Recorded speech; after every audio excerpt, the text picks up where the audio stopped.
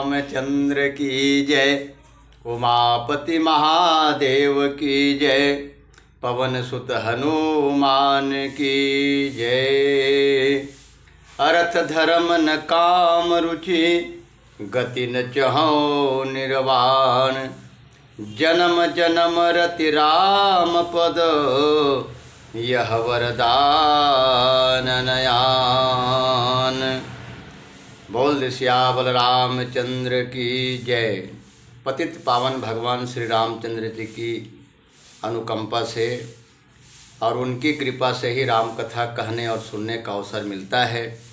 मैं नरोत्तम सिंह वर्मा, ग्राम व पोस्ट सोंठ, तहसील बिरला, जिला बेमेतरा, छत्तीसगढ़ राज्य मानस संगठन बेमेतरा के सचिव, आपके सामने एक छोटी सी विचार आपके सामने में प्रस्तुत करने जा रहा हूँ।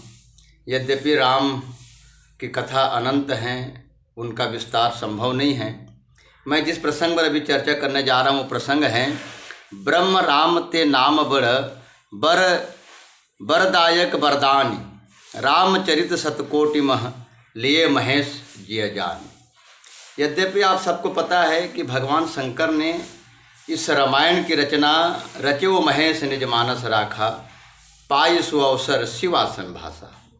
अवसर पा करके माँ भगवती सती जी को ऐसे रसपान करवाए थे।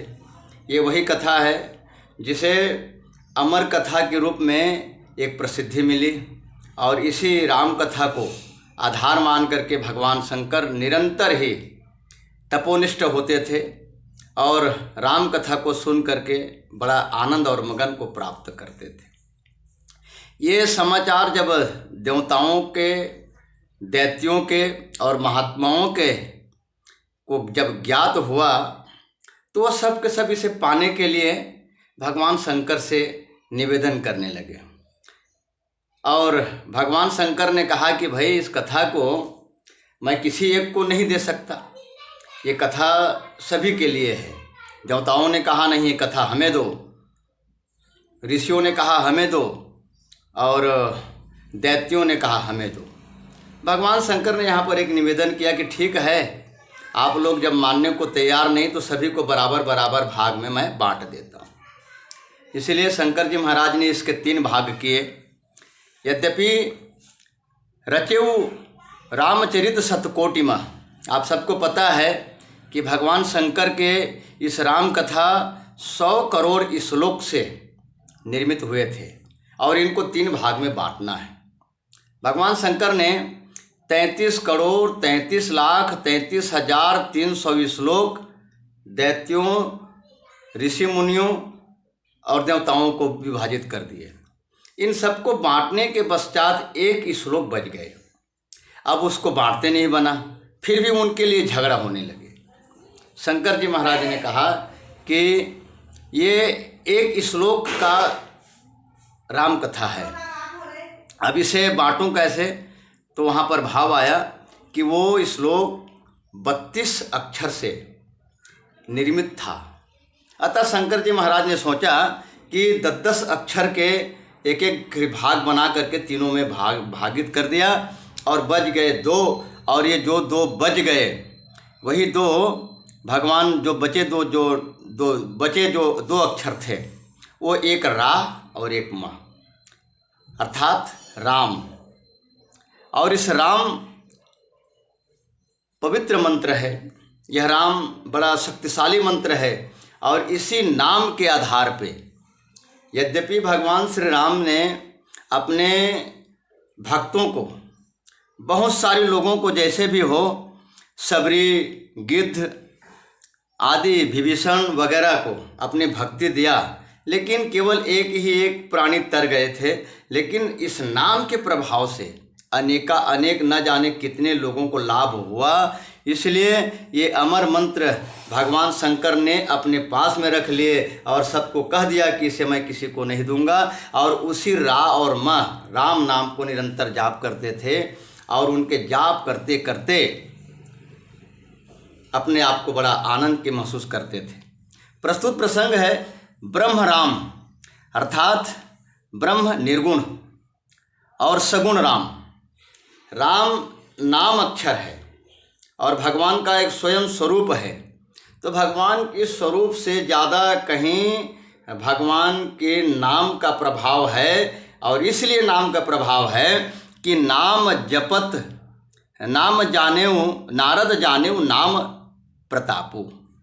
नारद जी ने इस नाम के प्रताप को समझा, जाना और अपने आप को उसी नाम के प्रभाव से तीनों लोक में विचरते रहे। तीनों लोक में जाने की शक्ति उन्हें परंपरा निरंतर मिलता रहा। और तो और इसी नाम के प्रभाव से ध्रुव जी महाराज, इसी नाम के जाप करने से अनंत और आज तक के वो अमर हैं। ध्रुव जी महाराज, ये नाम के प्रभाव है और उनके नाम की महिमा और उनके नाम का प्रताप जो व्यक्ति अपने जीवन में आत्मसात कर ले, उनका जीवन धन्य हो जाता है, वो पवित्र हो जाता है, उन्हें सार्थक हो जाता है यह मानव तन के पाना।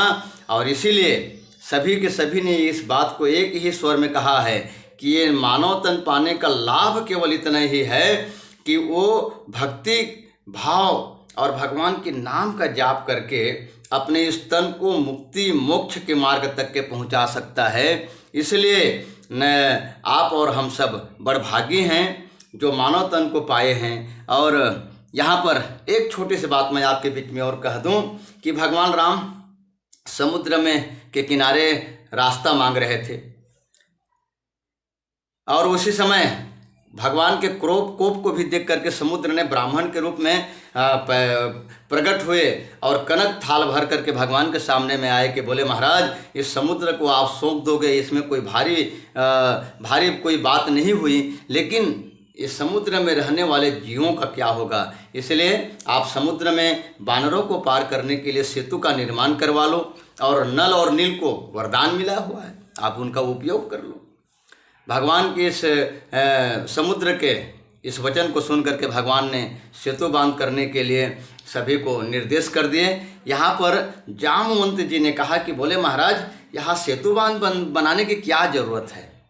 किस लिए कि बोले आपका नाम क्या सेतु से कम है, आपका नाम ही स्वयं सेतु से कहीं ज़्यादा अधिक है। आपके नाम के प्रभाव से ये छोटा सा सागर को कौन कहे, आपके नाम के प्रभाव से बहुत सागर को पार हो सकता है।